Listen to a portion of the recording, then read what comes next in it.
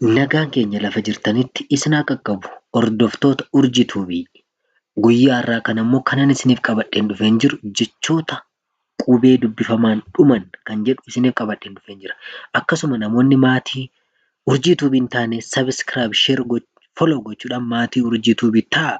Namoonni biyya keessaa fi biyya alaa teessanii barnoota afaan Oromoo qubeerraa kaastanii hanga barreessuuf dubbisuutti barachuu barbaaddan karaa lakkoofsa bilbilaa fuula iskiriinii kanarratti mul'atuun karaa waasaappii, karaa imoo, karaa zuumii, karaa telegiraamii nu bilbiluudhaan barnoota keessan akkasiin barattan gamanumaan isin affeerra.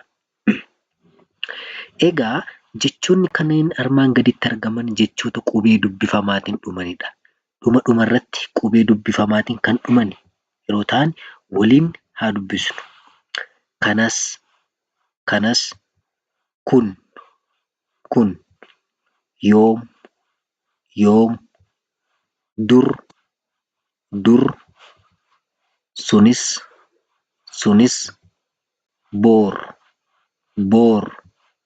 nuuf, sun.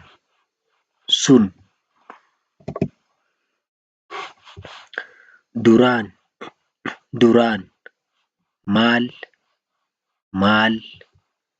maaliif, caaluuf, deemuuf,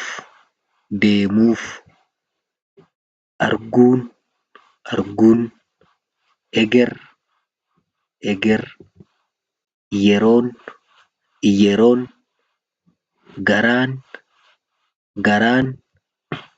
loon,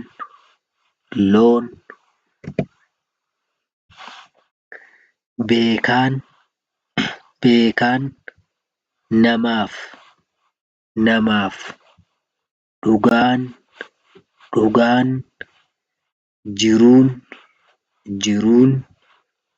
waan, yaadaan,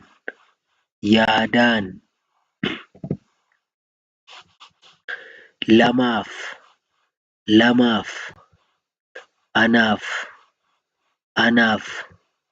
qubeen, baraan,